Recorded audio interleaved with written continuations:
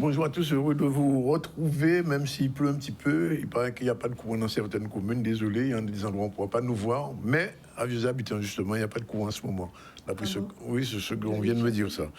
Bien, on va recevoir dans un instant M. Herman Noudou et Mme Odja Kibliando. Bonjour. Les gens de la CAF qu'on a l'habitude de voir. Jacqueline Tassusé-Ja, là, bonjour. Bonjour. Elle est première adjointe chargée de la culture à vieux habitants et elle a beaucoup de choses à dire sûrement.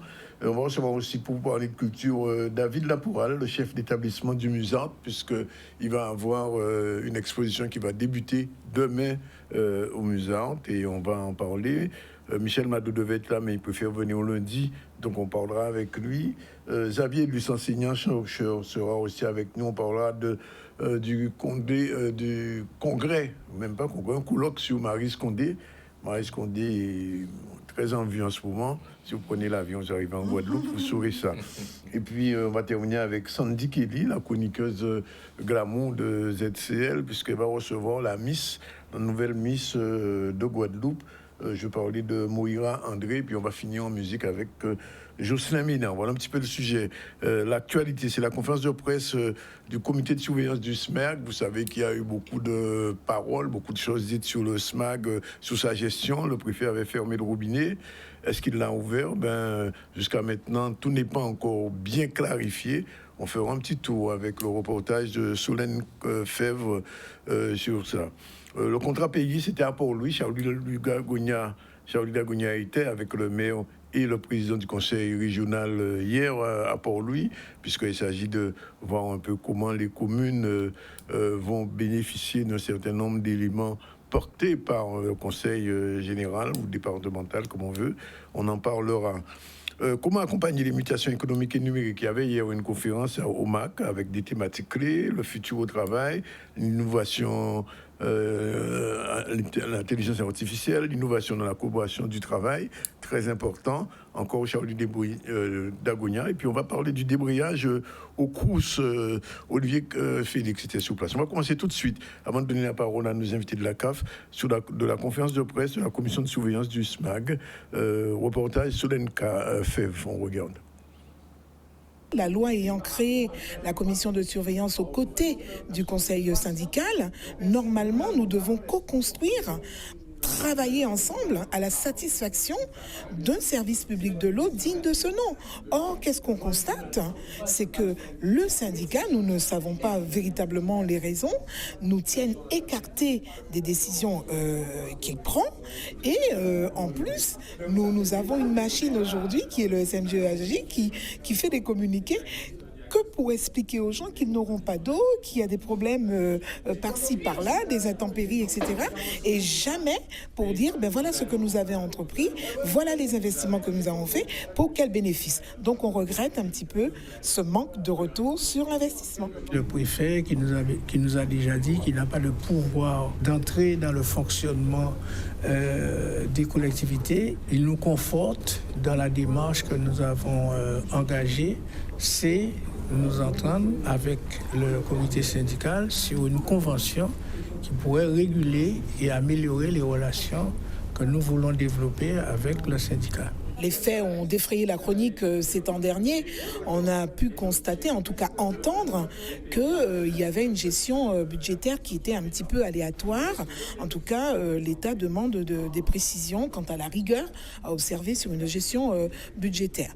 Nous, ce que nous déplorons, effectivement, c'est que bien sûr, il y a une comptabilité qui est exhibée. En tout cas, on nous annonce des lignes budgétaires qui sont consacrées à tel ou tel travaux, et en définitive, nous ne voyons pas la trajectoire, nous ne voyons pas les bénéfices escomptés sur ces lignes budgétaires qui sont fléchées. Nous insistons beaucoup sur la transparence, parce que pour bien faire notre travail, nous devons avoir tous les éléments qui nous permettent de travailler. Nous avons même proposé, dans le contexte guadeloupéen, de coopérer avec le syndicat pour élaborer une nouvelle politique de l'eau et de l'assainissement en Guadeloupe, parce que nous connaissons tous les problèmes qui ont existé avant. On ne peut pas recommencer avec les mêmes habitudes, etc.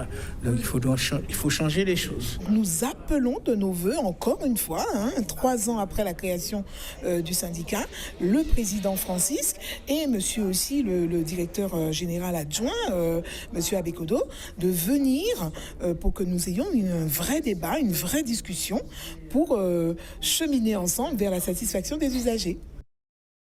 Voilà, et visiblement, ça ne s'améliore pas. J'ai même cru comprendre que le président actuel, M.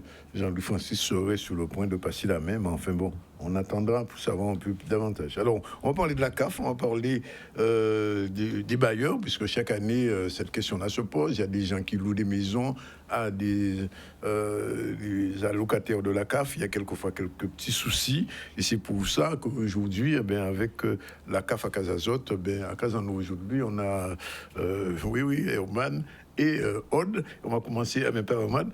Expliquer un peu ce qu'est l'espace bailleur, c'est important. Oui, l'espace bailleur. En fait, on a un bouquet de services numériques auxquels les partenaires donc, de la CAF accèdent par mon compte partenaire sur leur espace professionnel qui leur est dédié.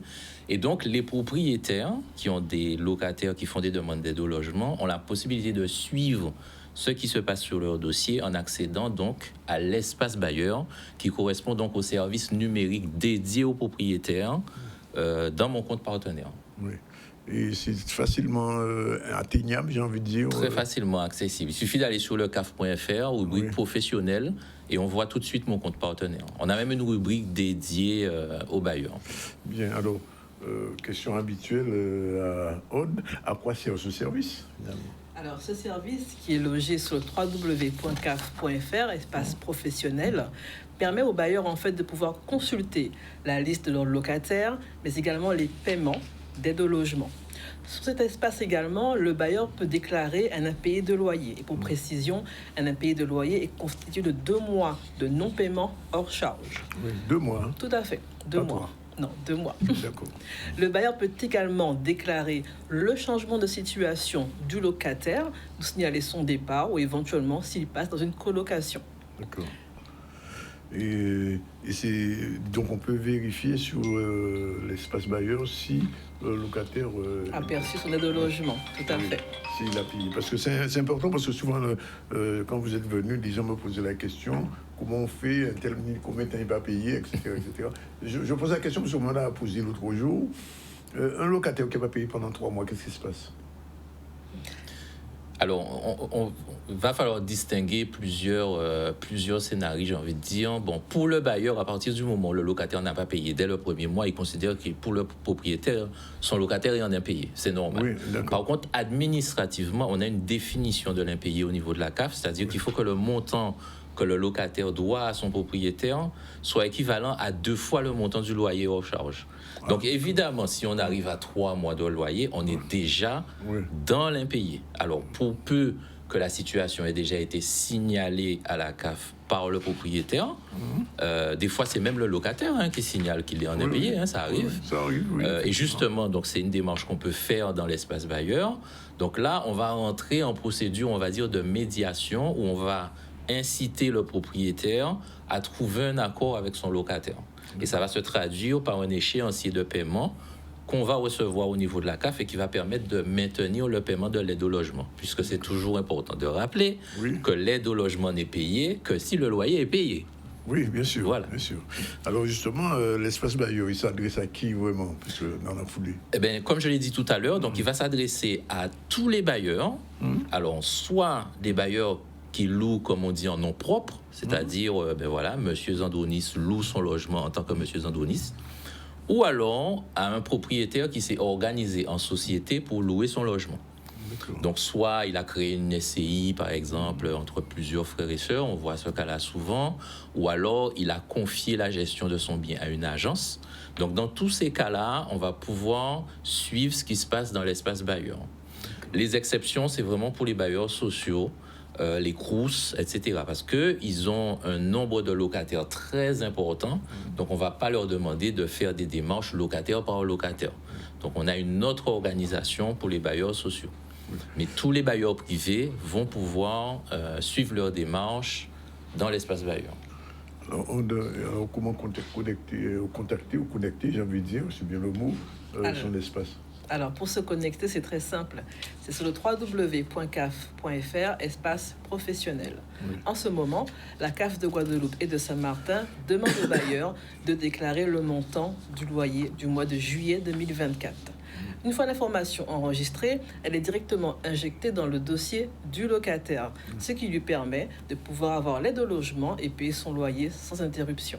Alors, comme j'ai dit, il n'y a plus de documents qu'on envoie aux bailleurs pour leur dire de remplir, etc. Tout se fait en ligne maintenant. En fait... Parce qu'autrefois, j'ai eu l'occasion de voir ça. Hein. Il y avait des documents qu'on envoyait, remplissait, etc., etc. En fait, on est conscient que tout le monde ne peut pas passer au numérique. Donc, bien évidemment, on a ce qu'on appelle un résiduel, c'est-à-dire toutes les personnes qui n'ont pas fait la télédéclaration, passé une certaine date, on va leur envoyer le document pour qu'ils puissent quand même nous donner l'information.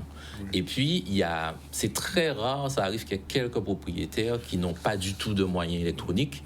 Donc, ceux-là, on sait dès le départ qu'il va falloir leur envoyer le papier. Donc, on ne va même pas attendre.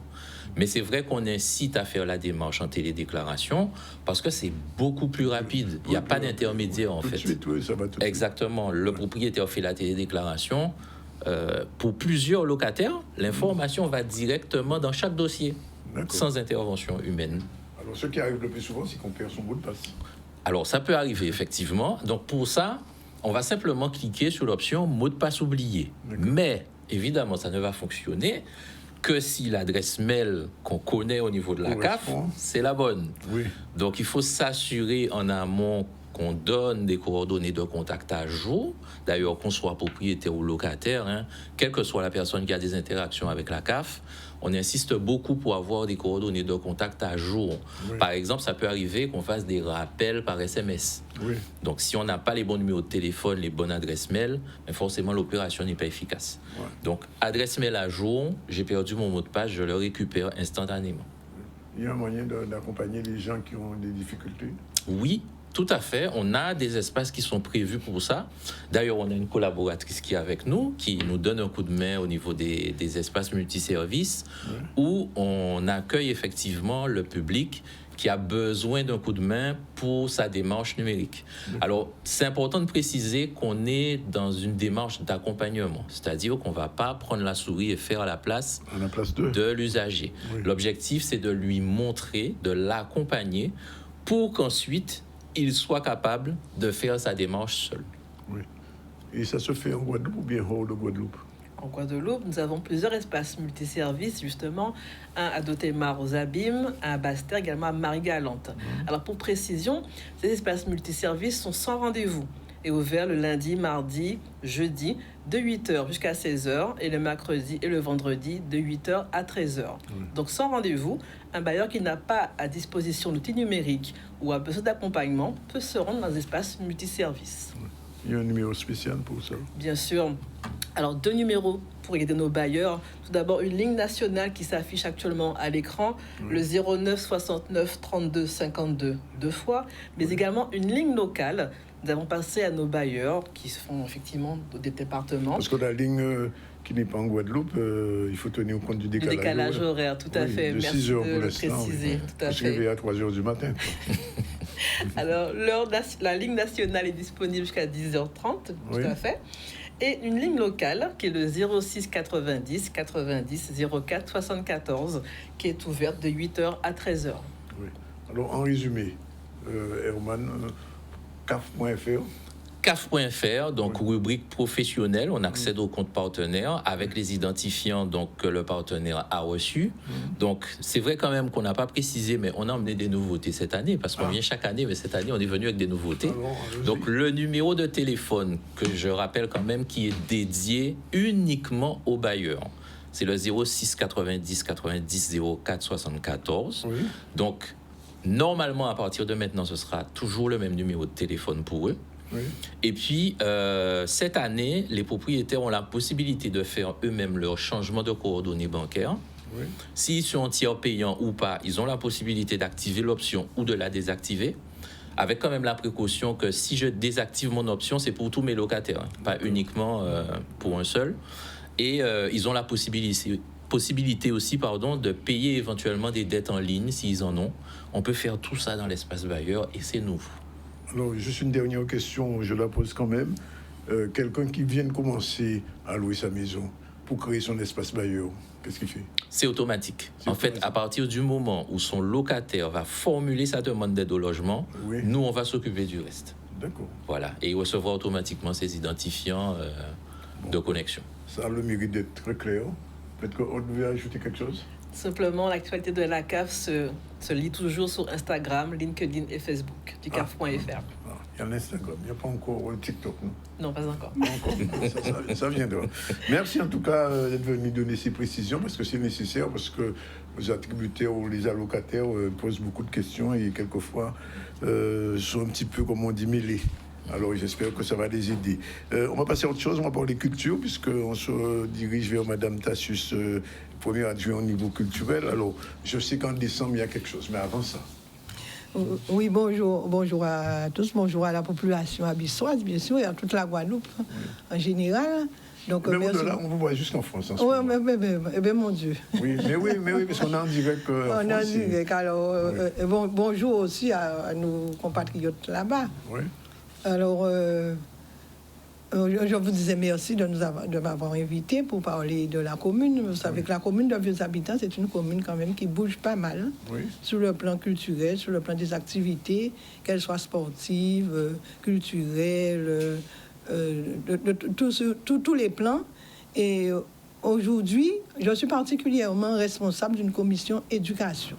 D'accord. Mais la culture, vous savez, la culture, c'est ça qui détermine l'éducation au niveau. C'est l'enseignante qui parle là. C'est l'enseignante qui parle là. Oui. Tout s'imbrique en fait. Toutes les activités que nous proposons, il y a une interconnexion entre les différentes activités. Aujourd'hui, au-delà de Noël Cacado, que tout le monde connaît déjà, qui n'est plus à présenter, qui est un peu le flambeau qui fait briller Vieux-Habitants, mais nous avons d'autres types. Nous avons d'ailleurs un tissu associatif très actif. Il y a eu le village autour des associations. Il y a eu le village des associations. Le 8 septembre, je me souviens. Voilà. Et là, aujourd'hui, on va parler plus particulièrement de la médiathèque, ce qu'elle nous offre, la médiathèque Médélis Batista, ce qu'elle va nous offrir pour le mois d'octobre. Donc, pendant tout le mois d'octobre, la médiathèque sera animée. On va commencer déjà dès demain soir, vendredi 4 octobre. Nous avons Madame Claudine Florent, Muriel Claudine Florent, qui est une abyssoise. D'ailleurs, c'est un peu aussi le but de cette commission éducation, c'est de mettre en avant, de promouvoir tous les auteurs du territoire, déjà de Vieux-Habitants. Il y en a pas mal, on en découvre pas mal. Donc, demain soir, ce sera autour de Madame Muriel Claudine Florence. Elle n'est pas à son coup d'essai, elle a déjà présenté. Je crois qu'elle est professeure de créole, si je me rappelle. Elle est professeure de créole, elle travaille au lycée. Et son livre, c'est Moi, Tia, aidant familial. Je crois qu'elle veut mettre en avant les difficultés des aidants, leurs souffrances. Mais je ne parlerai pas à sa place. Demain soir, oui, elle viendra vous présenter, d'ailleurs on le lui dira. Demain, 18h30, à la médiathèque Médélis Batista. D'accord. Donc, pour ne pas me tromper, il y a ensuite, nous allons recevoir Madame Jacqueline Jacquerie, le 18 octobre, qui est abyssoise aussi. Qui est abyssoise, oui. C'est pas... On essaie quand même de balayer, de voir sur le terrain abyssois tout ce qu'il y a comme personnes, ressources, et tous ceux aussi qui proposent des activités. Et ça grouille de personnes. Vieux-Habitants n'est pas en reste sur ce plan-là. Vieux-Habitants à Pointe-Noire, c'est la seule médiathèque qu'il y a dans le sud. Oui, c'est la seule médiathèque. D'ailleurs, nous répondons à pas mal de demandes de pas mal de communes. Pointe-Noire, nous avons reçu dernièrement Pointe-Noire, Bouillotte, des gens qui viennent pour inscrire les enfants à la médiathèque. Parce que nous voulons aussi combattre l'illettrisme. D'accord. Donc, la médiathèque travaille avec le collège avec les écoles primaires, les écoles maternelles. Actuellement, les différents les animateurs de la médiathèque vont dans les écoles lire des livres aux enfants.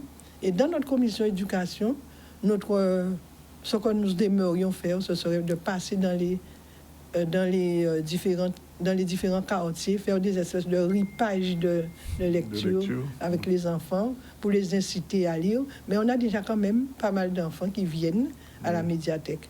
D'ailleurs, le mercredi, là, le mercredi prochain, des ateliers ils vont commencer des ateliers pour les enfants. Donc on invite les parents à se rapprocher de la médiathèque.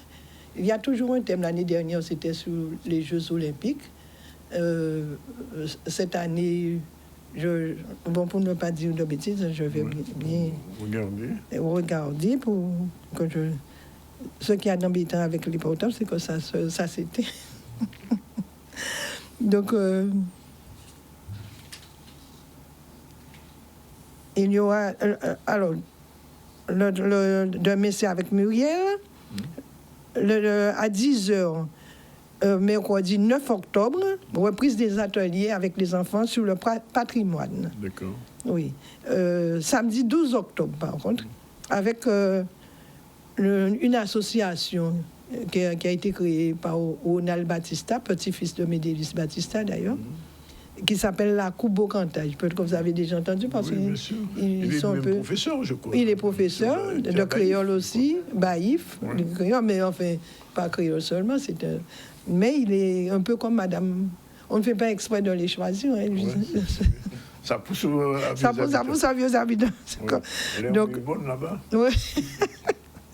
Donc voilà, alors le 12 octobre, il y aura un ripage marqué mot créole. C'est comme ça, il va moyen. Oui. En cas de mon habité, mon il va moyen. Ah ben, oui, il faut pas faire pour bénéfice. Hein, non, pas faire pour bénéfice. Ripage marqué mot créole, oui. Beau cantage, et puis Miona bolus créoliste. Oui, docteur en tant que créole, oui. Oui, donc il y aura du beau monde. Ouais. C'est quand c'est mercredi, le 12, ça? C'est le mercredi... non, c'est le samedi 12 octobre. Oui. Samedi 12 octobre. À quelle heure? C'est à 9h du matin, ça commence à 9h. Oui. Et à 15h, parce que pendant les vacances, justement, la Coupe au Cantage a créé une espèce de petit centre de vacances où les enfants allaient découvrir les lieux patrimoniaux de la commune 2 fois par semaine, toujours avec Ronald Batista. Donc on a eu quand même une 50aine d'enfants inscrits. Et qui ont et là il y aura la restitution de ce qu'ils ont fait pendant le mois de juillet. Le vendredi 18 octobre à 18h30, il y a vernissage de l'exposition Grande figure noire de la science et de la découverte. Oui. C'est le CIPN avec Madame Jacqueline Jacquerie. Donc, le vernissage se fera vendredi 18 octobre à 18h30. D'accord. Et ensuite, le samedi 19 octobre, par contre, il y aura la dictée créole, mais cette fois-ci en partenariat avec le département. D'accord. Et l'association Langue créole, Guadeloupe et Brésil. Donc, la dictée créole se fait aussi toujours à la médiathèque. Tout le monde en médiathèque là. Bon. Oui, c'est médiathèque là qui a fait 12, tout ça. 12, 18, 19. Oui. Et nous terminons avec le 25 octobre. Oui. Toujours à 18h30. C'est notre grand Jean-Claude Antoinette qui viendra présenter son livre, Le cas de ma vie. D'accord. Donc, donc je répète, 12 octobre, les ateliers, 18 conférences avec Miona, 19 dictée créole et le 25 présentation de l'ouvrage. Et demain 4 octobre, c'est Muriel. C'est Muriel Claudine Florent. Claudine Florent qui va présenter son ouvrage. Oui, tout à fait. Bon, on va présenter en novembre l'Atlas de la biodiversité, mais bon. Vous pouvez ouvrir pour ça? Nous pouvons ouvrir pour ça. Pas de problème. Peut-être on donne lui qui vient parler de ça. D'accord. Merci Jacqueline Tassius. Et puis, nous souhaitons que le maximum de nos habitants et même au-delà, parce qu'on sait que parfois, des candidats bien qu'a fait des habitants, moun ba yif kavin, moun ba se kavin, parce que les habitants, c'est le flambeau. Oui, justement, la culture. nous là pour ça aussi, pour lancer un appel à venir voir ça qui a passé les habitants. Ouais. Nous avons cas sur les autres qu'on est belle bitin et que nous ne pas rester bras croisés. Ça bouge. Bien, merci en tout cas de venir. Merci et à très bientôt. À très Et bientôt. dites à Madame Claudine Florent qu'on l'attend pour vous D'accord. présenter son ouvrage. Il est D'accord. 13h. On prend la première pause. On se retrouve tout à l'heure avec nos prochains invités. On va encore parler de culture avec David Lapoural, le responsable du Musard, et Xavier Luce qui doit faire ouvrir aujourd'hui un colloque sur Marie Scondé. Marie Scondé qui est dans l'actualité. On va en parler dans un instant. À tout de suite.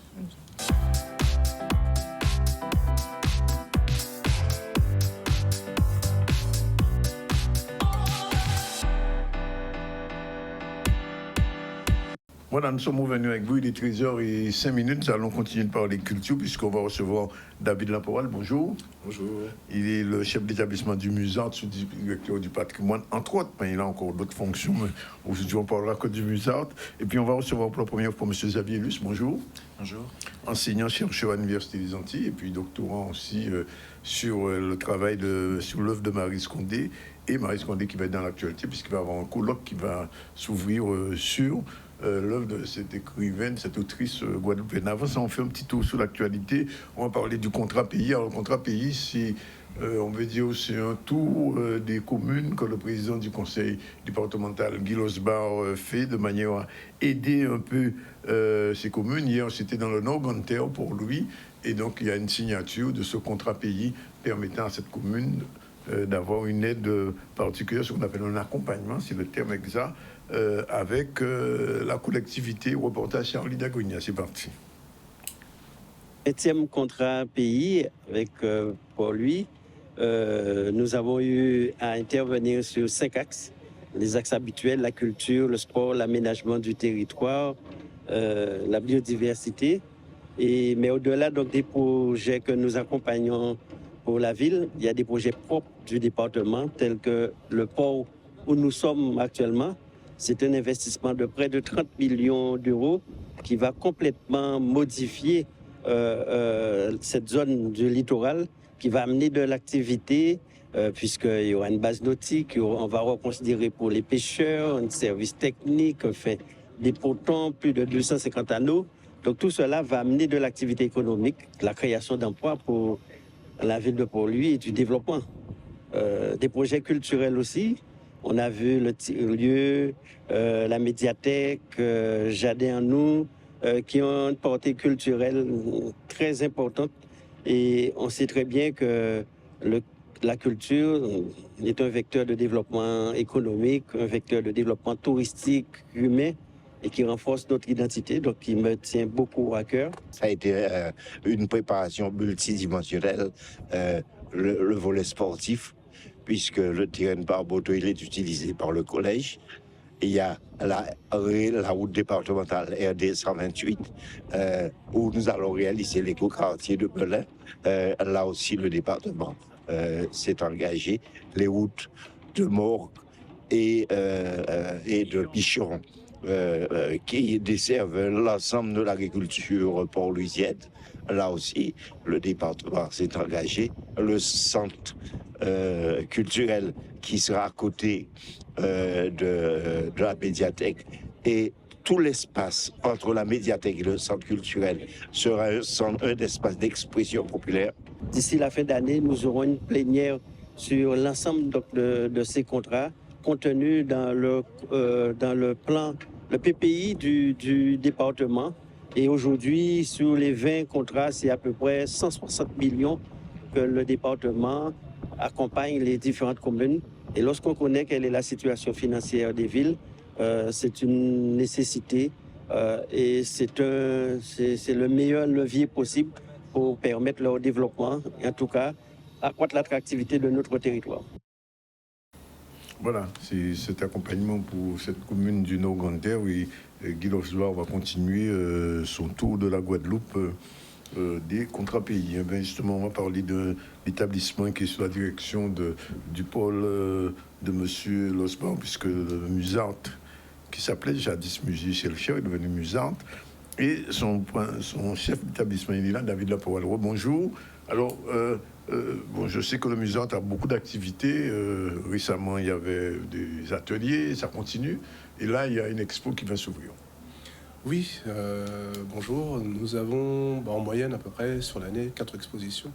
4 expositions. Oui, on tourne à 4 expositions et chacune de ces expositions donne lieu à un cycle de conférences, à des ateliers au grand public, justement, qui sont en lien avec le cœur de la thématique. Et demain débute la conférence et le vernissage, l'exposition de Rudy Marc Roclor, qui est donc un artiste guadeloupéen qui, depuis une trentaine d'années, est dans une démarche artistique intéressante qui correspond aussi à un raisonnement et un questionnement que beaucoup d'Antillais, en général, et Guadeloupéens ont, c'est-à-dire sur ce rapport à l'identité, à l'africanité. Et cette exposition s'appelle Être Noir. C'est une exposition photo, une exposition peinture. C'est un artiste plasticien, donc il y a à la fois des peintures, mais aussi des installations. Et donc l'idée est de nous questionner sur ce terme qu'être noir, tout simplement. On est noir aux yeux de qui? Est-ce que être africain, c'est être noir? Est-ce que noir, c'est être africain? Voilà. Donc l'idée, à travers ce parcours spirituel aussi que Rudy Marc Roclor a mené pendant de nombreuses années, il a exposé évidemment en Guadeloupe ou à l'étranger, et notamment lors de 2 résidences au Bénin, au Togo et plus récemment à Beauport. Cette question de la spiritualité, de l'héritage africain, c'est posé à lui. Et donc, dans le cadre de cette exposition monographique, il nous partage un peu ses questionnements sociétaux et sa vision, en fait. Alors, je pose quand même la question, est-ce que c'est une bonne question, être noir? Parce que je ne sais pas si on peut faire une exposition être blanc. Oui, mais de toute manière, la question, c'est pourquoi se définir à travers une couleur de peau? Oui. Donc, parce qu'on est des êtres humains, et le terme de noir, déjà, ou de nègre par le passé... C'est un terme colonial, ça. Nègre, oui. Noir, c'est la construction d'une pensée, en fait, raciste, historiquement. Oui, bien sûr. Donc, ça part du principe qu'il existe des races. Or, c'est pas le cas. Il y a une seule race. Voilà. Et même, il n'y a qu'une seule espèce, parce qu'on ne parle même pas de race pour nous. Oui, c'est une seule espèce, oui. Il n'y a qu'une seule espèce, et concrètement, c'est le taux de mélanine qui fait la différence. Mais je pense qu'il est important de se définir à travers ce que l'on est, individuellement et psychologiquement, plus que par la couleur de la peau. Mais c'est justement un genre de pied de nez que cette exposition qui va nous interpeller sur ça. Alors justement, il y aura l'exposition et une intervention aussi, une conférence. Alors demain, dans le cadre du vernissage, il y aura une prestation artistique d'artistes tels que Dominique Coco ou Cécilia Jo, qui vont accompagner Rudy Marc Roclor dans le cadre de ce vernissage, et donc accueillir le public et confronter le public à certains éléments que les gens verront justement dans le cadre de cette exposition. Et par la suite, des ateliers seront mis en place avec Rudy Marc Roclor, et un cycle de conférences posera cette question de façon un peu plus concrète. Alors, cela dit, on peut quand même remarquer que depuis que vous êtes là, le musée est devenu, je ne veux pas dire un tiers-lieu culturel, mais enfin un lieu culturel très fréquenté maintenant. C'est gentil, mais en fait, si vous voulez, c'est un peu la fonction. C'est la fonction d'un musée. En fait, on n'est pas en dehors de la société. De l'aspect muséographique. Oui. Il y a beaucoup d'animations, d'ateliers. Comme vous l'avez dit, c'est un musée qui s'est appelé longtemps le musée Scholcher. Oui. Ce n'est pas une tare, mais ça a soulevé un certain nombre de questions. Oui. Et justement, comme un genre de pied de nez à l'histoire, pour nous, c'est important que ce soit à partir d'un lieu tel que celui-ci, qu'on aborde la question décoloniale, par exemple. Et c'est confronté à la complexité et à la diversité de notre histoire. Donc régulièrement, je vois arriver sur les réseaux beaucoup d'ateliers, d'expositions, etc. qui se font.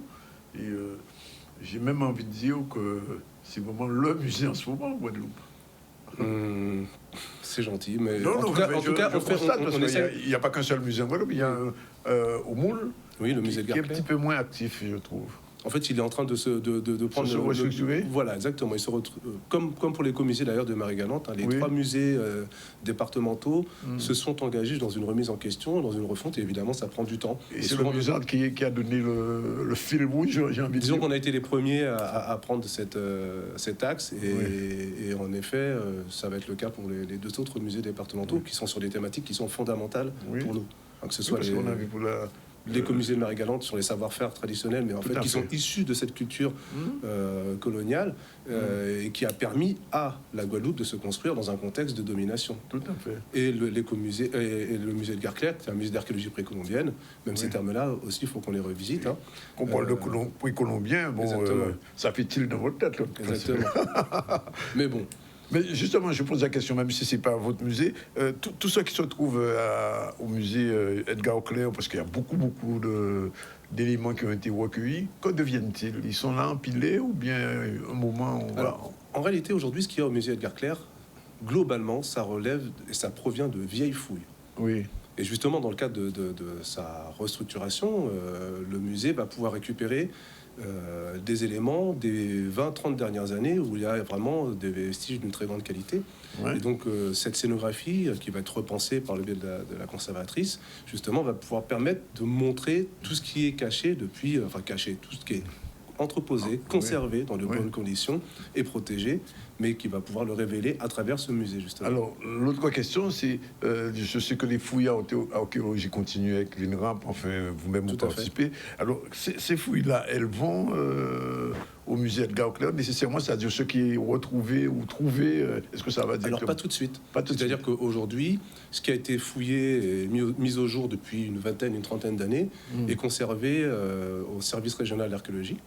Ah, d'accord. Oui, et parce qu'il faut des conditions de conservation qui sont très particulières. Oui. Le temps que les objets ou que les vestiges soient étudiés, entreposés, et après, le département fait la démarche vis-à-vis du ministère de la Culture pour récupérer les éléments qu'ils vont pouvoir présenter au public.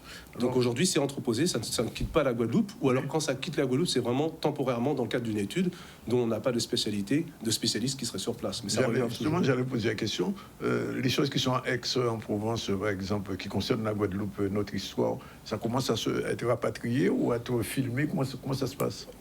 Là, c'est pas un domaine que je maîtrise d'un point de vue archivistique, mais d'une façon générale, même s'il y a des éléments qui se trouvent aujourd'hui, par exemple au musée du Quai Branly ou à Aix, dans le cadre de nos projets scientifiques et culturels dans les musées, on est tout à fait en droit de demander leur retour parce qu'on veut les intégrer à notre scénographie. Il y a un film là, qui est sorti récemment qui s'appelle Dahomey, où les Africains demandent le retour chez eux de tout ce qui a été, entre guillemets, pillé pendant la période coloniale. C'est d'actualité. Alors, une dernière chose, je ne vais pas vous embêter longtemps dessus, mais en fait, c'est un sujet intéressant.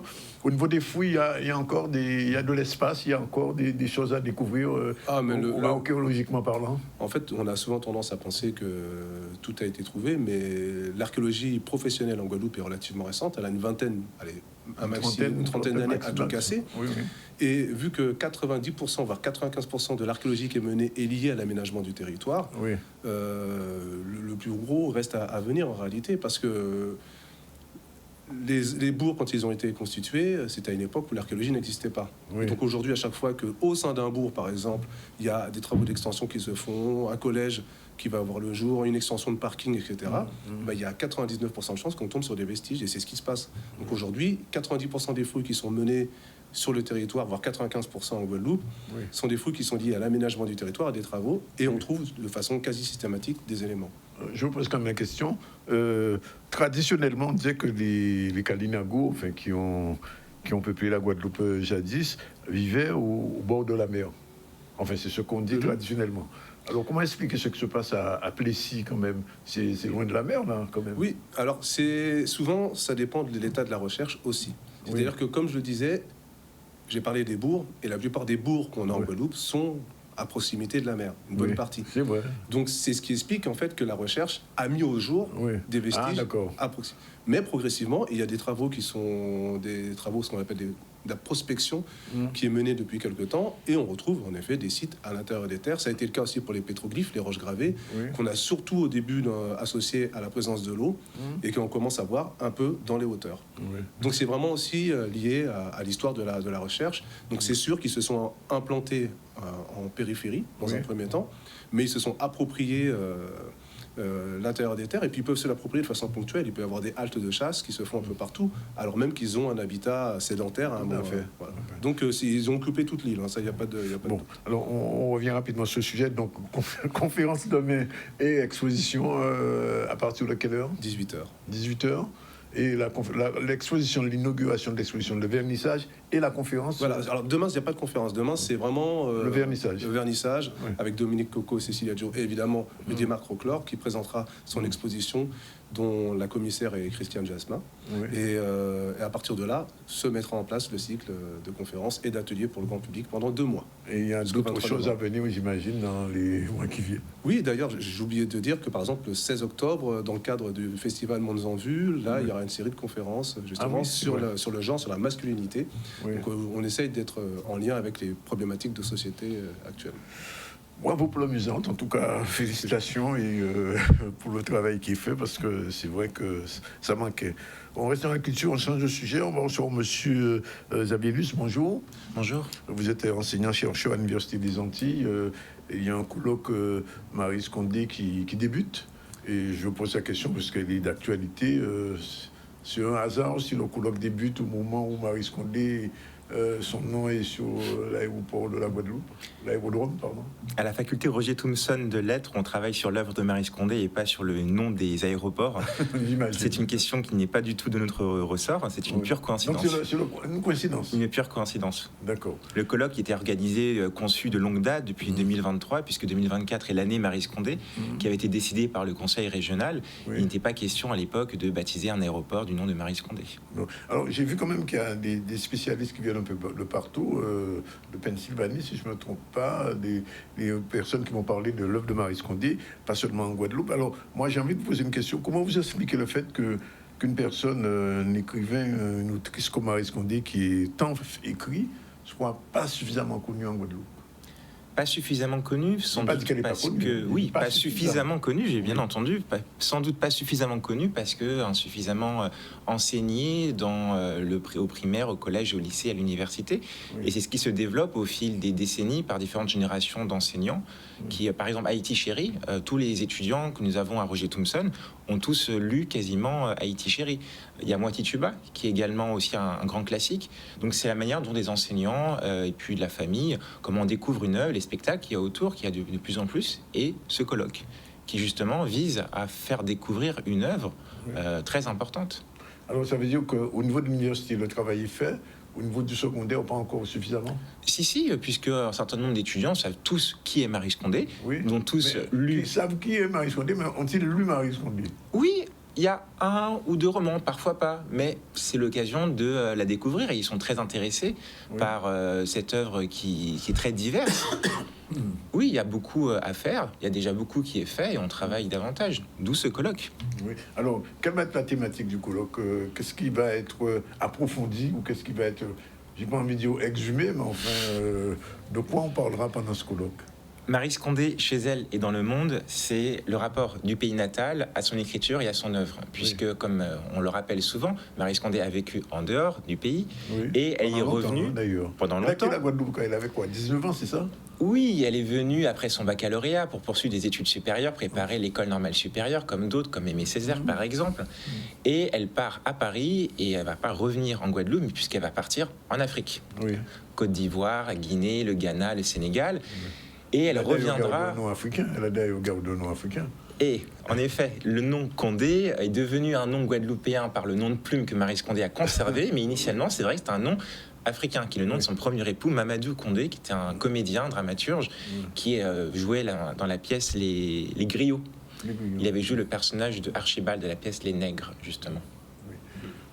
Et d'une manière générale, alors tous ces spécialistes vont essayer de redonner, j'ai envie de dire, la visibilité nécessaire. Marie Scondé aujourd'hui en Guadeloupe, avec des Guadeloupéens, mais pas seulement, puisque je vous ai dit, j'ai vu dans le programme qu'il y avait des étrangers qui seraient là aussi. Oui, majoritairement des États-Unis et de France. Il y a la Pennsylvanie, l'Université de Yale, la Sorbonne, Paris 8, différentes institutions universitaires. Le but, ce sera d'approfondir la connaissance de l'œuvre avec 3 axes qui ont été retenus. Donc, chez elle, son inscription en Guadeloupe, naturellement. Oui. Oui, non. Chez elle, en Guadeloupe. Oui.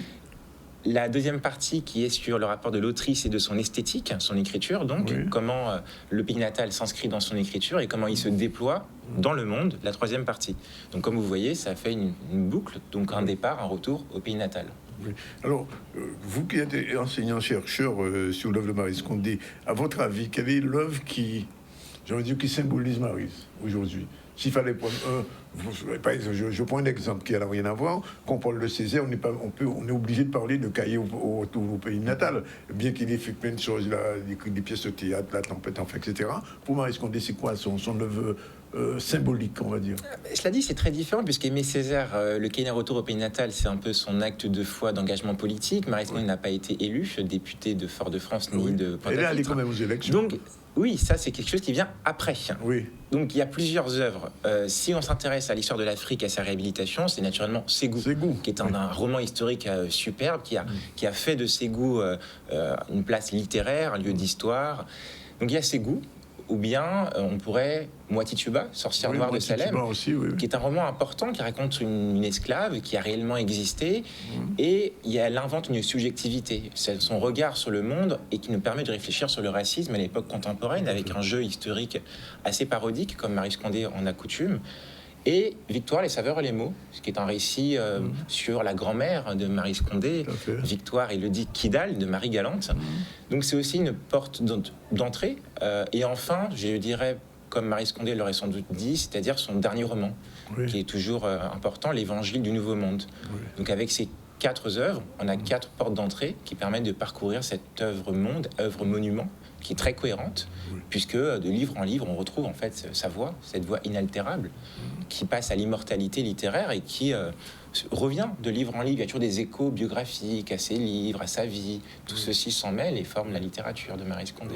J'ai eu peut-être l'occasion de la rencontrer. Je lui ai posé la question, je vous la pose. Pourquoi elle n'a jamais écrit en créole?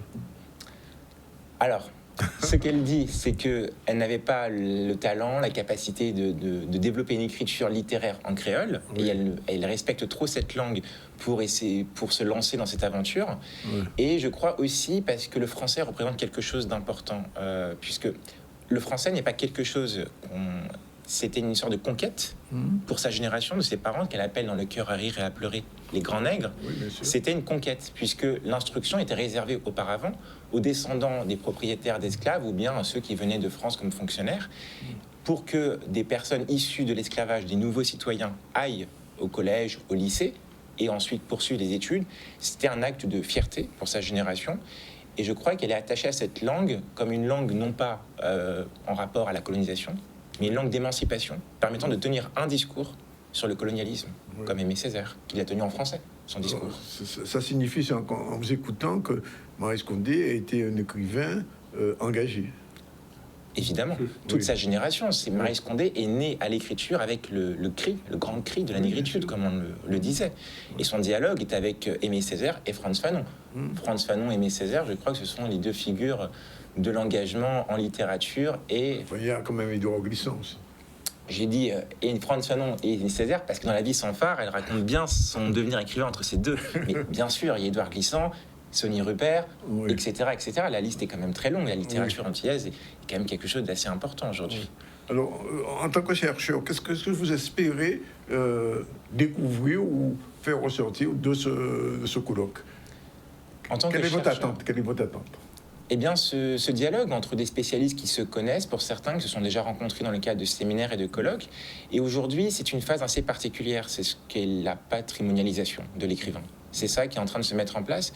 Et donc, le fait que des chercheurs de l'étranger viennent ici, au moment où l'Université des Antilles porte ce projet, il y a un fonds, Maryse Condé, on parlait tout à l'heure de la présence des biens, des œuvres et des vestiges présents sur le territoire. Eh bien, Maryse Condé, dès 2007, a donné une partie de sa bibliothèque au département. Et en 2019, 2 tapuscrits qui se rapportent à l'écriture de son premier roman qu'elle a cédé à l'université et d'autres tapuscrits numériques. Tout ceci construit un fonds Maryse Condé qui est aujourd'hui situé entre...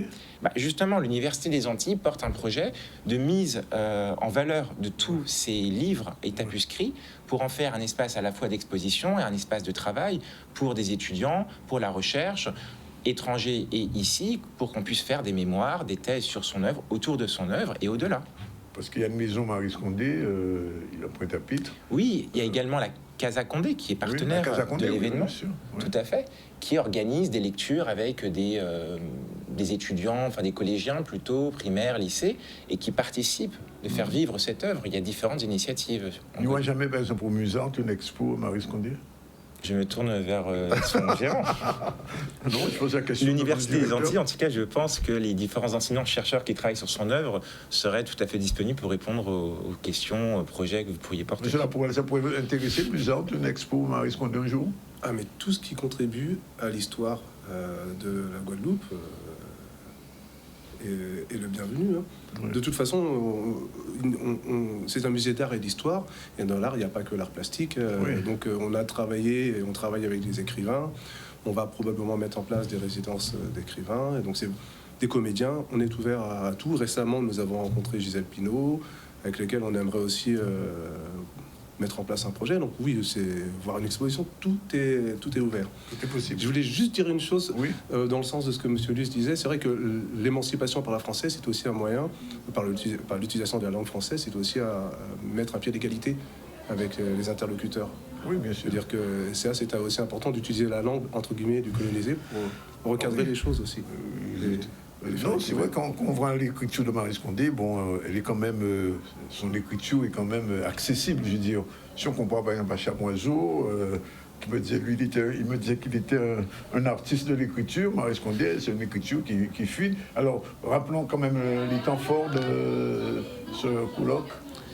Eh bien, c'est demain, ça commence à 8h30, on accueille les différents participants, ceux qui veulent assister. C'est toute la journée, avec une pause déjeuner naturellement, entrecoupée de 2 témoignages du traducteur et Marie, de Richard Philcox, qui va parler de comment traduire Maryse Condé, qui a participé à sa reconnaissance dans le monde entier, et de celle qui a servi de secrétaire, qui a tapé à la machine sous la dictée de Maryse Condé, son dernier roman, L'Évangile du Nouveau Monde. D'accord. Bien. Et il y aura aussi un film sur Maryse Condé qui va le lendemain. Oui, le lendemain, l'après-midi, au Memorial Act, il y aura une conférence, table ronde, et là, avant ça, la projection du film de Dimitris Andronis. Oui. Un film qui participe où Maryse Condé parle en créole à la fin du film. Oui, c'est l'un des rares qui existent. Oui, enfin, bon, elle savait parler créole quand même. Bien sûr. La question se posait à une époque, puisque comme l'avait rappelé, Maryse Condé était Guadeloupe. Bah oui, bien sûr. Oui. Donc il y a des choses qui sont évidentes. Bien. En tout cas, bon congrès, bon colloque. Puis on espère que le maximum de personnes, et des étudiants et pas que, participeront. Rendez-vous au Musart, c'est demain soir, c'est ça? Oui, après, justement. Oui, après. Ouais, au niveau de la culture, ça bouge en Guadeloupe. On aurait espéré dans d'autres secteurs que ça bouge autant. C'est pas toujours le cas. Voilà, il est 13h32. On prend la deuxième pause et la dernière séquence tout à l'heure. Ce sera avec Sandy Kelly et Miss Guadeloupe et puis Jocelyne Ménard, musicien et professeur. À tout de suite. Merci en tout cas d'être venu. Merci.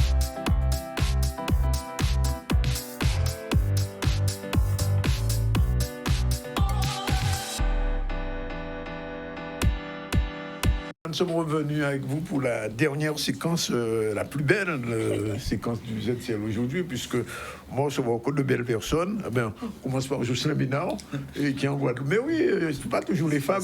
Tu commences avec moi, comme ça va monter en beauté. Oui, musiciens qui seront en spectacle, non pas comme si c'était prévu au Lamentin, mais à la salle Georges Tarrère, demain soir, à partir de 20h.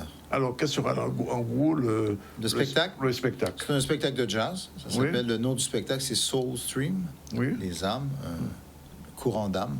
Et c'est de la musique originale, jazz caribéen, avec des super artistes, avec un trompettiste qui vient de Montréal, M. Ron DeLauro, de Paris, Fabrice de Vienne, et de Guadeloupe, mes frères Régis Thérèse et Sonny Troupé. Et Sonny Troupé, incontournable. Incontournable. Donc, bien entouré. Je réveille Sonny, souvent, je réveille en Loufois. En Loufois, nous étions au Canada l'année dernière. Oui, au Canada. Une tournée canadienne, c'était bien. Ça n'a pas l'air un canadien. Oui, on entend ça sans l'accent. Même s'il n'a pas vraiment l'accent canadien, il va parler qu'on canadien. On pas parler complètement. Bien, alors, ça c'était pour Jocelyne, on va revenir vers tout à l'heure. Et puis Sandy, bonjour. Bonjour Danick. Et tu es venu avec qui là? Je suis venue avec une très belle personne qu'on va découvrir aujourd'hui, la nouvelle Miss Guadeloupe 2024. C'est parti, générique de Sandy.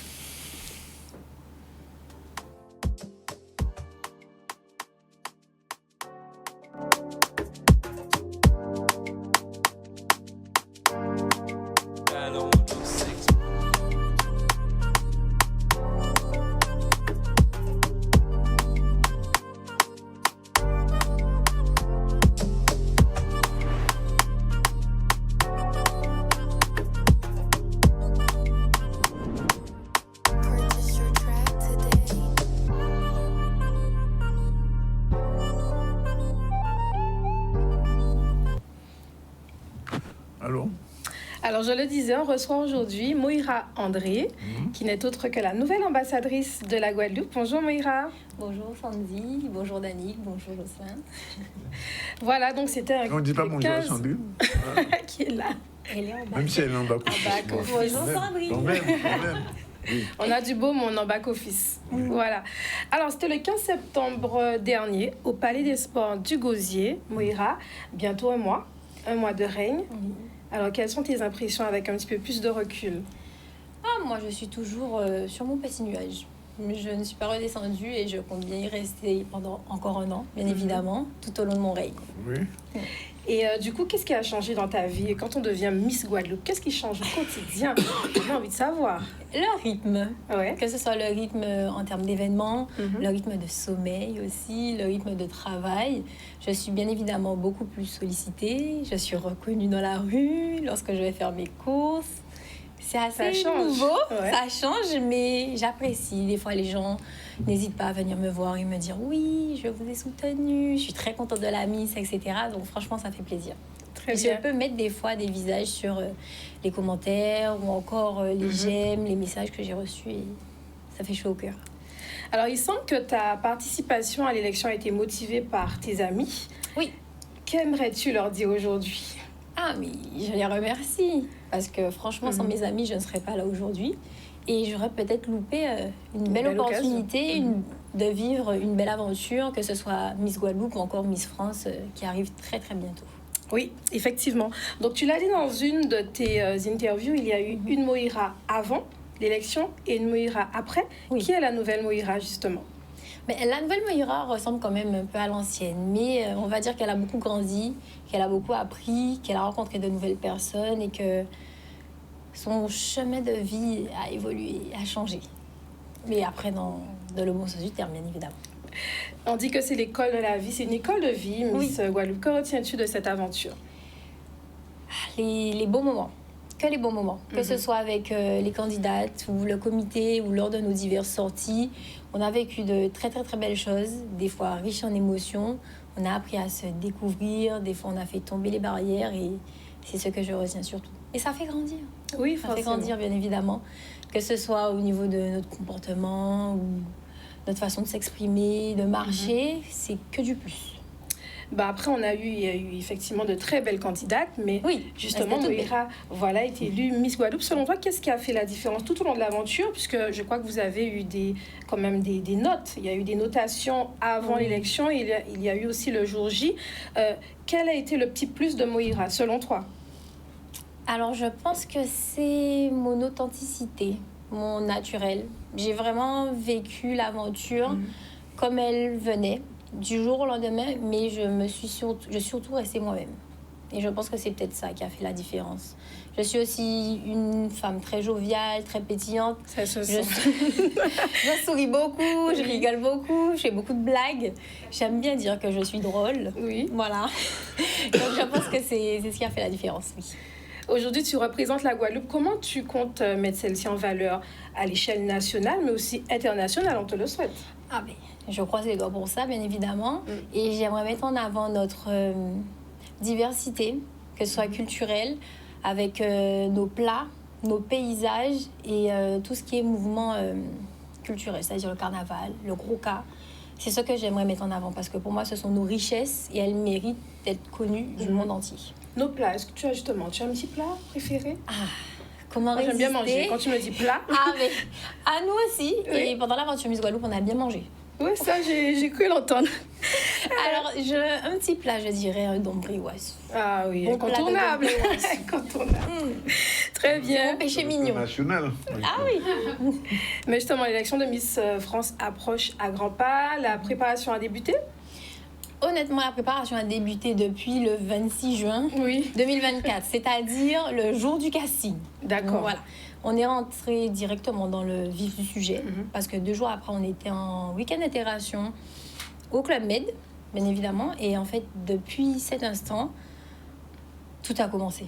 On nous a dit concrètement ce qu'on attendait de nous, ce qu'on attendait de la nouvelle Miss aussi. Et durant 2 mois et demi, ça a été un début de préparation. Après, je pense que ça va augmenter au fur et à mesure. Oui. La préparation intensive n'a pas encore commencé, mais je suis prête. Et j'attends que ça. Alors, justement, j'allais te demander appréhension ou excitation? Donc, excitation. Excitation. Oui, je suis pressée. C'est quand même... Miss France, c'est quand même une émission que je regarde chaque année à la télé. D'accord. C'est mon rendez-vous hebdomadaire. C'est l'occasion pour moi de faire, bien évidemment, de réunir soit ma famille, soit mes amis, autour de bons petits plats, bien évidemment. Bouquet party, pizza party. Ah oui. On en profite. Tu sais quand tu es la première Miss des îles du Sud. Oui, de Terre de Bas. Ah, je suis fière. Oui, toutes les îles du Sud, parce que ni Maragana ni Désirade n'avaient pas encore vrai. dans l'éveil de Miss Guadeloupe. Comment tu as été accueillie à Terre de Bas? Ah, mais comme une reine. C'est le délire. On a vu ça sur les réseaux, c'était quelque chose. Hein? Ah, mais j'étais tellement contente et j'étais fière parce que les Saintois, ce sont quand même des gens qui m'ont vu grandir. L'île est petite, on se connaît quasiment tous. Les Saintois connaissent ma mère, ma grand-mère. Donc pour eux, c'est la petite fille qu'ils ont eu l'habitude de voir sur la place, qui devient Miss Guadeloupe et qui met en lumière l'île. Donc voir leur fierté, ça va. Beaucoup d'émotions quand même. J'étais tellement contente. Oui, j'imagine. Ah oui, très très très contente. Donc maintenant, les Saintes... les Saintes ont eu leur Miss, bien évidemment, Terre de Haut, Terre de Bas. Marie-Galante, Désirade, c'est comme vous voulez. Rendez-vous l'année prochaine. Moira, j'ai une petite question pour toi. Selon toi, c'est quoi être une femme engagée? On sent effectivement, quand tu parles, que tu es engagée. Tu as d'ailleurs une très belle cause que tu défends, l'électronisme. Mais pour toi, quelle est la définition de la femme engagée? C'est ce que tu vas porter d'ailleurs. Oui, alors pour moi, une femme engagée, c'est une femme... qui fait des actions concrètes pour défendre sa cause. Voilà, je n'ai pas encore établi forcément mes projets autour de l'électronisme, hormis dans le cadre de mon travail, mais c'est une cause que j'aimerais porter haut et fort, que ce soit au niveau départemental en Guadeloupe ou encore national en France. Parce que l'électronisme, ça touche tout le monde et partout aussi. Très bien. Moira, si tu devais dire un mot à tous ces Guadeloupéens qui te regardent aujourd'hui et qui vont justement suivre, puisque c'est un événement incontournable chez nous. Miss France, c'est le 14 décembre. Le 14 décembre. Exactement. Ce sera au Futuroscope à Poitiers. Tu penses que tu as toutes les chances? Alors, je vais faire en sorte de mettre toutes les chances de mon côté, oui. Le but, c'est... À la 5e couronne. 4 Miss Guadeloupe. On en a 4. Oui. Donc, tu veux être la 5e, c'est ça? Eh bien, je l'espère. On va boucler la boucle. Hein. On va faire ensemble un cœur. Exactement. En plus, j'ai été élue Miss Guadeloupe par les 4 Miss France. Originaire de la Guadeloupe, donc je dois leur faire honneur. On voit déjà la couronne qui... D'accord. On espère, je dois leur faire honneur quand même. Ouais. 14 décembre, la Guadeloupe sera avec toi, c'est sûr. Alors, un mot pour tous ces Guadeloupéens qui te regardent aujourd'hui. Alors, le mot, je pense, c'est merci. Merci de m'avoir soutenue, de m'avoir écrit, de m'avoir encouragée. J'espère qu'à travers mon règne et aussi mon passage à l'élection de Miss France, je pourrai vous rendre fière. Et c'est pas fini. Exactement, ce n'est que le début. Oui. Donc restez connectés et soyez prêts à vivre cette belle aventure avec moi surtout. Ça me très solaire, hein. Vraiment. Merci Moira. Merci Tandy, merci à vous. Merci. Je reviens vers Jocelyne Ménard, vu que son spectacle de demain sera un peu rapide. Globalement... Est-ce que je peux poser 2 questions avant Moira? Oui, vas-y. C'est pas interdit. C'est quoi l'électronisme? Alors, très bonne question. Alors, l'électronisme, c'est lorsqu'un adulte rencontre des difficultés à utiliser les outils du numérique. Notamment lorsqu'il doit faire des démarches en ligne seul, c'est-à-dire déclaration d'impôts. C'est l'équivalent d'analphabétisme? Oui, mais au niveau de tout ce qui est nouvelle technologie. Et deuxième question, est-ce que tu vas pouvoir continuer à manger beaucoup de dombrés d'ici la Miss Guadeloupe, Miss France? Je pense qu'on va garder les dombrés pour les petites milles de temps en temps. Mais on va réduire la consommation quand même. Merci. Alors, je reviens vers vous. Oui. Après 35 ans de présence en Guadeloupe, au niveau musical, comment vous avez vu la musique guadeloupéenne évoluer? Parce que 35 ans, ça fait pratiquement l'âge du zouk, hein, pratiquement. Je ne savais pas, hein, c'est pas plus vieux que ça, le zouk. Il me semble que ça existait déjà quand j'étais arrivé. Non, j'ai dit pratiquement, parce que le zouk paraît en 81, réellement, mais il se développe après. Mais Balan lui-même, c'est dans les années 80, fin 80. Moi, je suis arrivé en 88, puis j'ai fait la tournée Zouk Machine Maldon en 89, 90. Donc, j'ai eu la chance de participer à ce mouvement de zouk assez important. Mais comment la musique a évolué, c'est une question très intéressante, mais pas évidente. Je ne peux pas parler si largement que ça. Je vais parler à mon niveau. Oui, bien sûr. Voilà, au niveau du jazz, ce qu'il y a de bien, c'est qu'il y a de plus en plus de jeunes musiciens confirmés. Qui reviennent, qui sont partis en hexagone, qui reviennent avec une formation qui joue super bien. Je pense à justement Sonny Troupé, on pense à Arnaud Dolmen, le jeune batteur là, qui vient d'être aussi nominé, Johan Danier. Voilà, il y a plein de jeunes musiciens le niveau est vraiment super, l'attitude aussi est super positive. Et ça, c'est très encourageant. Franchement, moi, ce côté-là, c'est flagrant. Là. Alors, j'ai posé la question pour le zouk, mais avec le Grouka, comment vous avez vu parce que je vois par exemple le cas de Jacques Schwarzbart, que vous connaissez bien, vous avez joué avec lui aussi. Oui, alors, comment vous avez vécu ça? Jacques, en fait, il fait une symbiose avec le Grouka et le jazz, justement. C'est ça, c'est toute une symbiose avec le Grouka que... Oui, moi, j'adore. De toute façon, je suis là-dedans, je suis dans cette mouvance aussi, depuis surtout l'album Terre-Mère. Terre-Mère, c'est jazz caribéen, mais le fait de jouer de plus en plus avec des gens comme Sonny Troupé ou d'autres musiciens du Grouka, je me plonge dans le sujet du Grouka, Alors, l'autre question que je pose souvent à des musiciens, est-ce qu'il y a un jazz ou un jazz caribéen? Je dis ça parce qu'il y a beaucoup de Guadeloupéens qui ont monté des groupes de jazz depuis longtemps. Je parle le Caraïbe Jazz Ensemble, etc. Est-ce qu'aujourd'hui, je pense à ce musicien guitariste guadeloupéen qui est décédé maintenant, André Condouin, qui faisait un jazz plutôt standard, on va dire nord-américain, swing. Voilà. Mais quoi qu'il ait quand même enregistré pas mal de big-in aussi. Tout à fait. Alors, est-ce qu'il y a un jazz caribéen ou bien est-ce qu'il y a un jazz tout court, c'est tout? Le jazz caribéen, c'est spécifique. C'est lié au rythme de la Caraïbe. Donc, si ta musique est basée sur les rythmes de la Caraïbe et avec des harmonies de jazz, on parle de jazz caribéen. Si je vais à New York, c'est plus du jazz caribéen, c'est du jazz américain, nord-américain, plus swing. Donc, il y a différentes mouvances dans le jazz. Moi, ce qui fait une des définitions du mot jazz, en tout cas, c'est que l'espace pour l'interactivité, pour l'improvisation. Et ce qui fait un peu la couleur de chaque jazz différent, c'est les formules rythmiques. Voilà. Il y a du jazz un peu plus nord-africain. Parce qu'il y a quelques années, il est venu ici, Miles Davis, il a été étonné de découvrir, ou ce qu'il découvrait, il pas connaître ça même. Je me souviens. Il a même découvert le zouk à ce moment-là. Il a découvert le zouk, le Grouka aussi, il était allé dans un Les Roses. Et il avait même dit, à l'époque, on avait fait une interview avec Michel Rinette, il disait que son prochain disque, malheureusement, il est mort. Il aurait introduit ce type de musique. Ça veut dire qu'au niveau du jazz, le Grouka peut porter quelque chose de jazz. Définitivement. De toute façon, le Grouka, c'est une musique très puissante qui t'amène une énergie très profonde. Moi, les premières écoutes que j'ai du Grouka, moi, tout de suite, j'ai fait une relation avec John Coltrane. Et pourquoi John Coltrane n'a pas fait de Grouka, mais quand même, il s'est inspiré de beaucoup de musique africaine aussi. Et la spiritualité de Coltrane qui se marie pleinement avec le Grouka. Donc, c'est vrai qu'il y a une énergie. Aussi, il y a un espace évident pour l'improvisation. Rendez-vous demain soir? Demain soir, à 20h, à la salle Georges Tarrant. Soulstream. Les billets sont en vente sur SMAC Caraïbes. D'accord. SMAA Caraïbes avec un K.A ou sur Almol. Et là, on fait un spécial. Normalement, c'est 20 € la place, mais pour une place, un billet acheté, 2 places. D'accord, ok, c'est noté.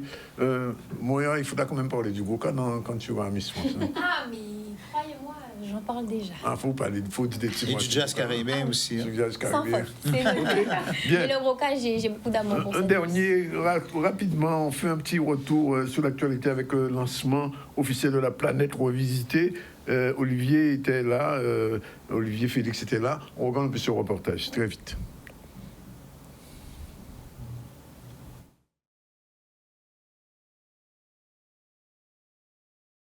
Aujourd'hui, nous avons une obligation, c'est de faire connaître toutes les possibilités à nos chefs d'entreprise.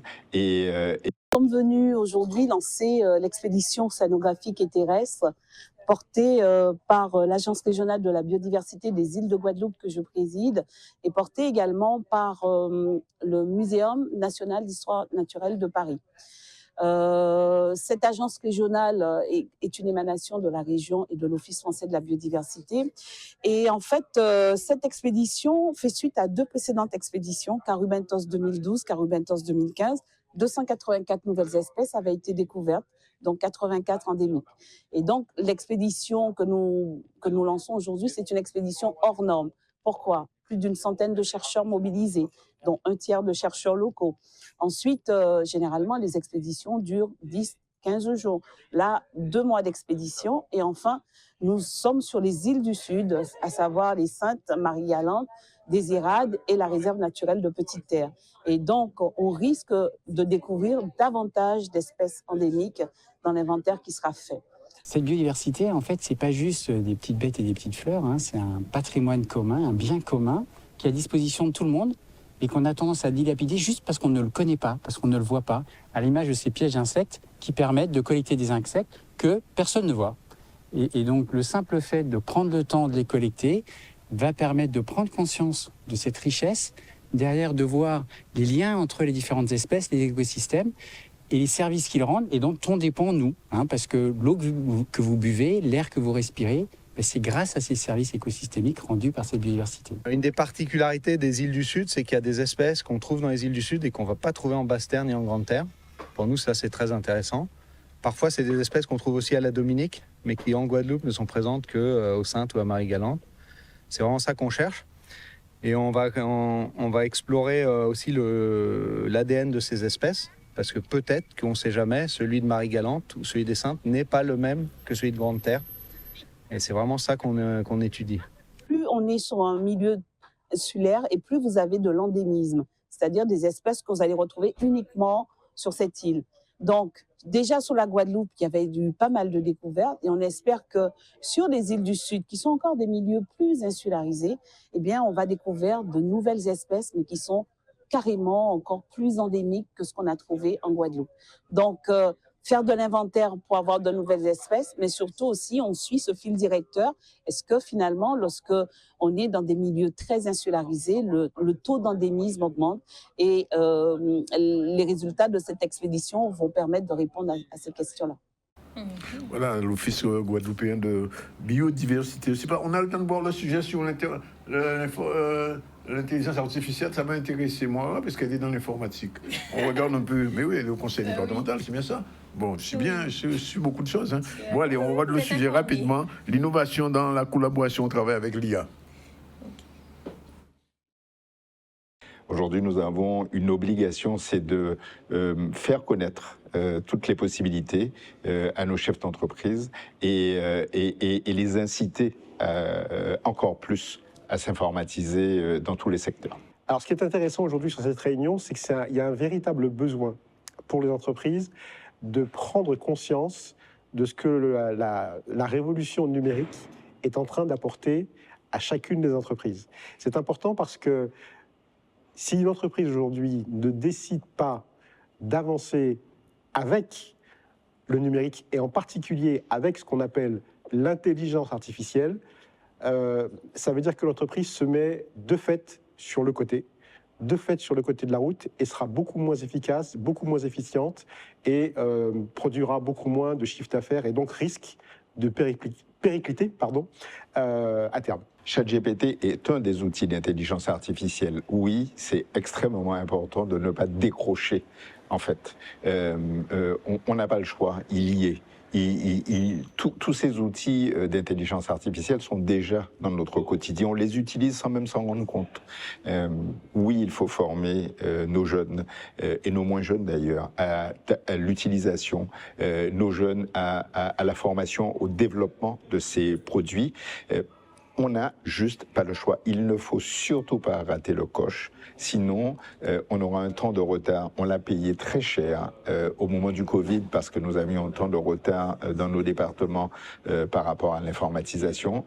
On a rattrapé ce retard dans beaucoup de secteurs. Il ne faut pas perdre cette avance que nous avons prise. L'enjeu pour nous, l'enjeu pour nos dirigeants, l'enjeu pour nos managers d'entreprise, c'est de savoir utiliser ces outils parce que sans cela, demain, ils n'auront pas les compétences nécessaires et suffisantes pour pouvoir accompagner leurs collaborateurs, accompagner l'entreprise vers les défis qui arrivent. Je vais vous dire, si les entreprises guadeloupéennes décident de ne pas utiliser l'intelligence artificielle, elles vont se mettre en retrait de celles qui vont l'utiliser. Et là, on constate bien que le monde avance très vite, l'intelligence artificielle elle-même va très vite, et sans prendre conscience de cela, on se met de fait à côté. Et il est vraiment important de commencer à utiliser ces outils qui nous permettent une véritable augmentation de notre productivité et surtout de notre manière de fonctionner. On aura l'occasion de revenir sur l'intelligence artificielle. Je vous en fais la promesse. Alors, tout à l'heure, j'ai dit Moira. Non, là, c'est Moira André, Miss Guadeloupe. Voilà. Depuis le début du ZCL, on a reçu Herman Ngoudou et Odjake Bliando. Ce sont des travailleurs, des gens, des salariés de la CAF qui m'ont parlé de problèmes des bailleurs, parce que vous savez que quand vous louez votre maison à quelqu'un, ben, il faut avoir un compte à la CAF.fr et puis après pouvoir travailler là-dessus. Maintenant, tout se fait en informatique, n'est-ce pas, Moira? Oui. Oui, c'est la digitalisation. Surtout au niveau de l'insertion. Après, on a reçu Jacqueline Tassus, sa première adjointe chargée de la culture à Vieux-Habitant. Elle a donné un certain nombre de rendez-vous le 12, le 18, 19 et le 25 octobre. Toute une série de manifestations autour du créole et de la présentation d'un ouvrage. On a reçu aussi Xavier Luce. Xavier Luce, alors c'est un chercheur à l'université, il est enseignant. Et pourquoi il était là? Parce qu'il y a un colloque sur Maurice Condé qui débute demain à l'université. Si vous n'avez pas encore lu les ouvrages de Maurice Condé, soit l'occasion d'y aller, de découvrir. David Laporal, le directeur du Musart, est venu parler d'une exposition qui aura lieu demain. Il y a beaucoup de choses sur le plan culturel qui se font. Et puis on a terminé en beauté, d'abord avec José Minard qui donne rendez-vous demain soir pour Soul Stream, un spectacle de musique. Et puis je laisse notre amie chroniqueuse du jeudi terminer. On a reçu qui? On a reçu Moira André, la nouvelle ambassadrice de la Guadeloupe. C'est Moira. Moira, oui. C'est un Itrema. Oui, d'accord. Bien prononcé, Danick. Oui. Voilà. On était très contents de l'avoir et puis la Guadeloupe va vous suivre pour le 14 décembre. Pourquoi gagner? Pas de mots. Dès que vous venez aux ZCL, vous gagnez. Bon, ça, voilà, vous allez me porter chance alors. Pas ni pour problème. Bien, alors, au niveau de l'action, on a parlé de la conférence de presse de la commission de surveillance du SMAG, puisque vous savez que le SMAG a beaucoup de problèmes en ce moment, et le comité de surveillance est venu hier, a fait une conférence de presse, et il n'en est pas grand-chose ressorti, puisque le SMAG n'a dit rien. Lancement officiel de la planète revisitée, on a vu la création de l'office, effectivement, de biodiversité guadeloupéenne, mais entre-temps, on est allé voir le contrat de pays de l'OSBAR à Port-Louis, avec le maire de Port-Louis, et on vient de terminer avec une thématique clé, le futur du travail grâce à l'intelligence artificielle. Ça, c'est un vrai job. Moira sait quelque chose, puisqu'elle utilise l'intelligence artificielle tous les jours dans son travail au conseil départemental. Ces jours, c'est là en congé. Elle va peut-être travailler en Grande-Terre. Bientôt, elle va quitter Basse-Terre, elle va travailler en Grande-Terre, je ne sais pas. Alors, je ne travaille pas Basse-Terre. Je suis localisée en Grande-Terre. En Grande-Terre, désormais Non, ça a toujours été le cas. Parce qu'en fait, je travaille à la direction générale adjointe de l'insertion et je suis positionnée sur l'antenne centre. Parce que je travaille sur tout... Non, c'est à Grand-Camp. À Grand-Camp? Oui, je travaille sur le périmètre. Pour l'instant, tu travailles surtout sur Miss France. Hein? Oui, mais je travaille toujours en parallèle. Bien sûr. Voilà. Merci en tout cas venu. Il est 14h03. On finit comme d'habitude avec 3 minutes de retard. Mais enfin, la réalisation était assurée par Yann. Et on se retrouve demain. Mais demain, c'est vendredi, c'est le début du week-end. Et on sera déjà le 4 octobre. On est là fini. Bientôt, on sera en décembre. On se retrouve jeudi prochain. Jeudi prochain. Avec un invité, que ce soit Miss qui. Je ne sais pas encore. Non. Nouvelle invitée. Ah, peut-être un chanteur. Trop pressé. Un chanteur. Ouais, ça fait longtemps. C'est ça, dit qu'on peut le faire venir. Éventuellement. Ah, ben voilà. Ou bien Chris, enfin, je ne sais pas, ou bien Chris. Aussi. S'il est en Guadeloupe. Aussi. Voilà, on remercie quand même les gens qui sont en back-office quand même. Oui, on remercie. On a de très belles personnes en back-office. Depuis longtemps. Laetitia Sérem, Sandrine Déric. Elle est Miss Orange maintenant. On va la recevoir avant. On va la recevoir, mais là, on orange en plus. Bon, voilà, c'est fini. Rendez-vous demain à la même heure à partir de 12h30 dans le ZCL. Et on vous remercie d'être avec nous aussi souvent et si nombreux. Et on envoie un petit coucou pour nos amis de Paris, de France, qui nous disent qu'ils n'ont pas à changer nous. Mais non, le café faut être en bas là. Mais ici, on a 30 degrés ce matin quand il y a de l'électricité. Voilà.